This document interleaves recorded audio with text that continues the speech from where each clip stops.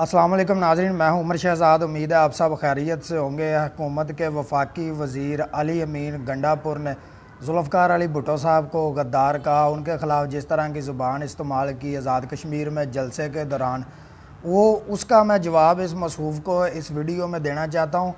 एक तो ये जो मसूफ़ हैं, इनकी वजह शोहरत कोई नहीं है, ना तो इनकी अपनी जिन भी ओहदों पर ये रहे, जिन वजारतों पर रहे, वहाँ पर इसकी कोई कारकर्दगी की वजह से ये मशहूर नहीं है मसूफ़। इसकी पहचान जो है अली अमीन गंडापुर की इस मुल्क में, और वजह शोहरत जो है वो शराब है इस बंदे की, ठीक है। और ये रियासत मदीना के हुक्मरान की कबीना का वज़ीर है, और वजह शोहरत मसूफ़ की जो है वो शराब है। ये सबको पता है, सब के इल्म में है। वो शहद भी कहा जाता है उसे, ठीक है। और एक आप देखें हैरानगी की बात है कि जो इस मुल्क का इस वक्त हुक्मरान है और जिसकी पार्टी से इसका तल्लक है और जिसको जो रियासत मदीना के नारे लगाता है, वो शराब की बोतलें सारे मीडिया के सामने, कैमरों के सामने आईं और उसे इस मसूफ़ ने शहद करार दे दिया। अगर रियासत मदीना बनानी होती है ना, वो सबसे पहले अपने आप से शुरू करनी पड़ती है।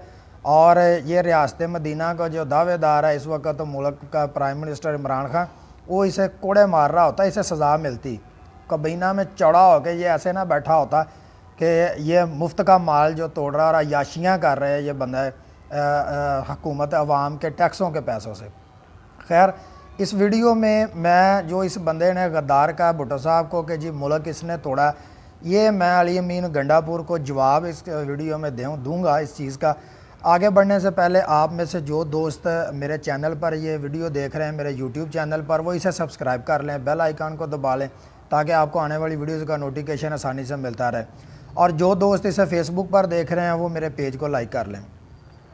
तो एक तो सबसे पहली बात, ये बिलावल भुट्टो पर और मरीम नवाज़ पर ये बंदा जो है वो तनकीद कर रहा था, और उस तनकीद के बाद इस बंदे ने जो है भुट्टो साहब के ख़िलाफ़ ज़ुबान इस्तेमाल की।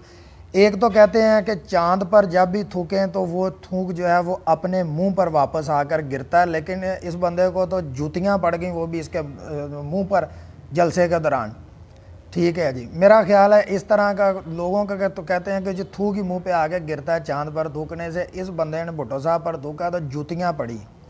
आप यहाँ से अंदाज़ा कर जो है वो कर लें इस बंदे का।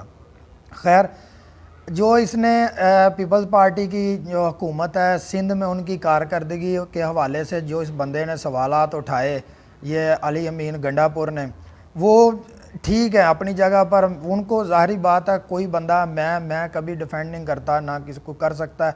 उनकी वहाँ उन्होंने कोई जो है वो इंतज़ामात नहीं किए, अस्पतालों की हालत जो है वो ख़राब है और कचरा तक वो वहाँ से उठा नहीं सके। लेकिन एक और बात है, मैं इस बंदे को अली अमीन गंडापुर को मैं चैलेंज देता हूँ कि ये मेरे साथ लाहौर में आए, मेरे इलाके में आए, मैं इसे जो है तो गंदगी जो सड़कों पर और गलियों में इस वक्त पड़ी हुई है वो इस बंदे को मैं दिखाता हूँ लाहौर की, ठीक है, जहाँ पर ये चैम्पियन बने हुए हैं। और यानी करतूत इनके भी कोई नहीं है। ये मुफ्त के सारे पहले भी ऐसे ही होते थे, ये भी इसी तरह के हैं, मुफ्त के वेले हरामखोरियाँ कर रहे हैं, अवाम के टैक्सों के पैसे पे मौजें मार रहे हैं और पल रहे हैं। इतने इतने मुंह इन्होंने छोड़े हुए हैं, ठीक है, छेते आप इनकी देखें।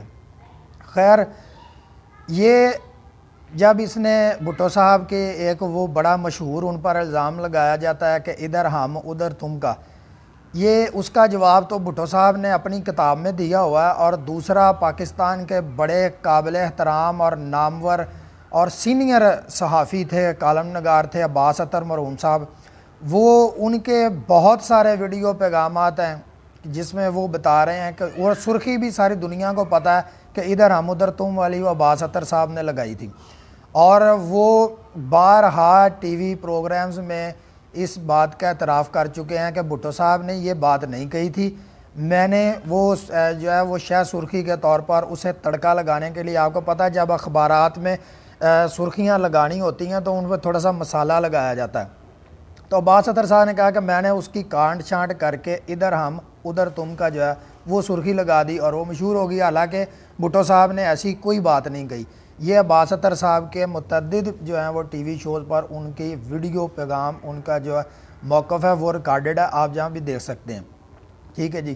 اور دوسرا اس بات کا جواب ذوالفقار علی بھٹو صاحب نے اپنی اس مشہور زمانہ کتاب اگر مجھے قتل کیا گیا اس میں بھی دیا ہوا ہے، اور یہ میں آپ کو جو ہے تو سنا بھی دیتا ہوں پڑھ کے کہ بھٹو صاحب اس میں کیا لکھتے ہیں۔ میں نے پہلے بھی ایک ویڈیو بنائی تھی، اس میں بھی میں نے یہ چیز بتائی تھی۔ اب بھٹو صاحب کہتے ہیں یہی مفہوم ہے ادھر ہم ادھر تم کی ترکیب کا، جسے میں نے اس مسخ شدہ شکل میں استعمال نہیں کیا تھا، لیکن یہ سچ نکلی۔ ادھر بنگالیوں نے انتہا کر دی تھی اور ادھر ہم نے۔ ادھر بنگالی سیاستدان حکمرانی کے لیے موزوں نہیں تھے اور ادھر ہم حکومت کرنے کے لیے مناسب نہیں تھے۔ جمہوریت بنگال میں ناقابل عمل ہو چکی تھی، وہاں ادھر عوام کا استحصال بڑے بزنس مین کر رہے تھے، اور ادھر یہاں ہمارے عوام کا استحصال یہی بڑے بزنس مین کر رہے تھے۔ ادھر وہاں بنگالیوں نے ڈنڈا اٹھا لیا تھا اور ادھر ہم نے بھی ڈنڈا اٹھا لیا تھا، ادھر ہم ادھر تم۔ یہ بھٹو صاحب نے جو ہے وہ اس کی وضاحت دی، اور وہ اتنا بڑا لیڈر تھا، آپ تو چیمپئن ہونے کے دعوے دار ہیں۔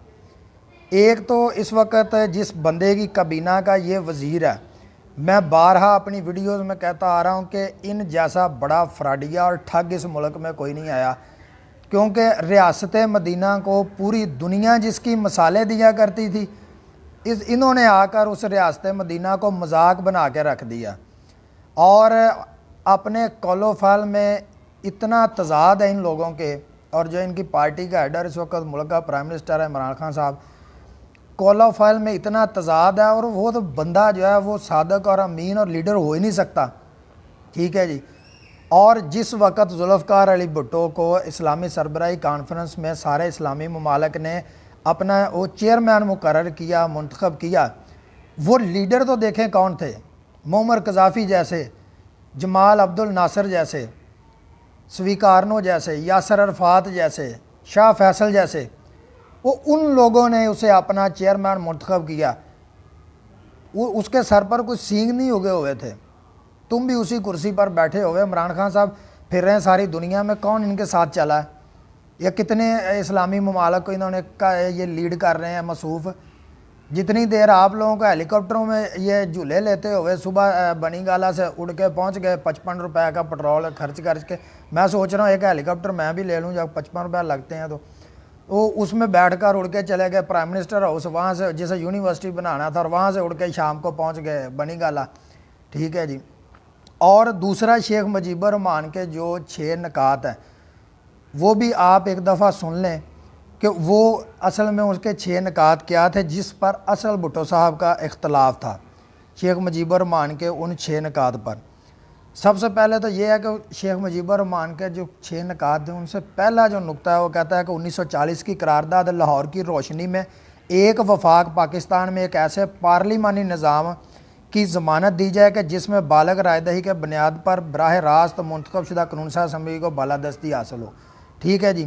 اور پھر وہ کہتا ہے مرکزی حکومت کے پاس صرف 2 محکمے ہوں، دفاع اور خارجی امور، یعنی وفاقی حکومت جو ہوگی اس کے پاس صرف وزارت خارجہ اور وزارت دفاع ہوگی، اس کے علاوہ کوئی محکمہ وفاقی حکومت جو ہے اس کے انڈر نہیں ہوگا۔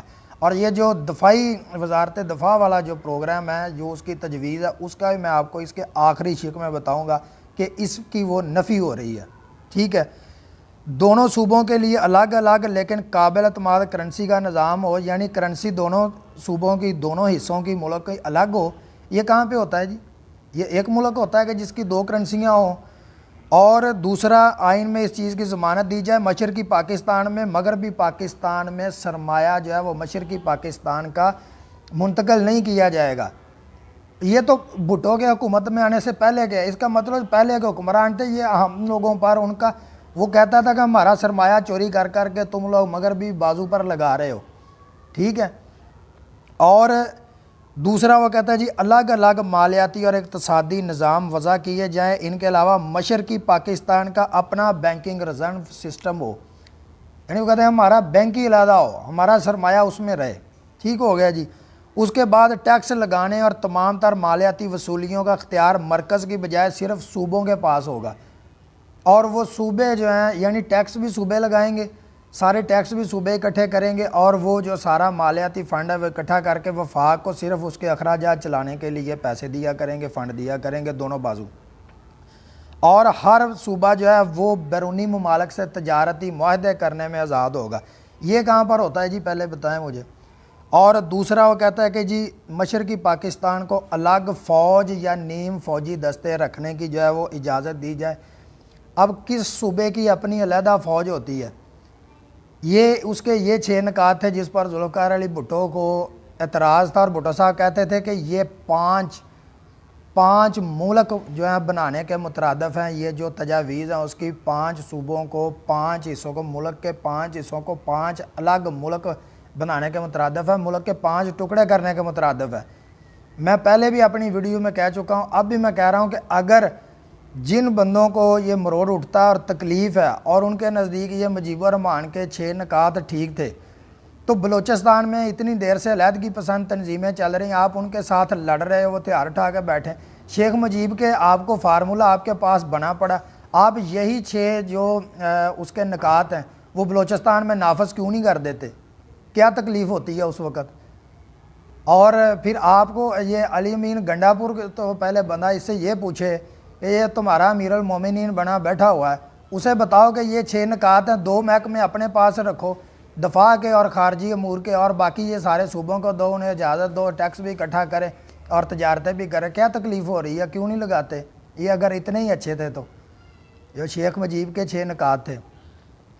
اور بات میں حیران ہوں، یہ بندہ شاید یہ اپنا مشہور زمانہ جو ہے وہ شاید ہر وقت یہ قمر زمان قاہرہ نے کل ایک ٹی وی پروگرام میں دیکھ رہا تھا، بڑی زبردست بات کی، انہوں نے کہا کہ جس وقت وہ یہ بات کر رہا تھا علی امین گنڈا پور، شاید وہ اس وقت شہد چاٹ کر بیٹھا ہوا تھا، اور جتنی وہ بڑی تعداد نظر آئی تھی وہ جب وہ میڈیا پر آئی تھی تو وہ اس سے لگتا تھا کہ یہ 24 گھنٹے کی خوراکیں ہیں اس بندے کی، ٹھیک ہے۔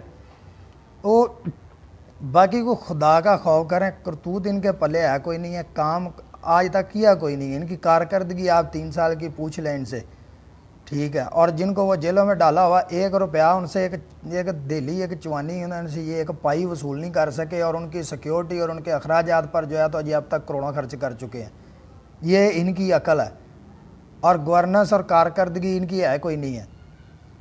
خیر، آپ کو ویڈیو اچھی لگے اسے لائک کریں، کمنٹ میں اپنی رائے آپ نے ضرور دینی ہے، چینل کو سبسکرائب کر لیں۔ اگلی ویڈیو میں آپ سے ملاقات ہوتی ہے، تب تک اجازت دیں، اللہ حافظ۔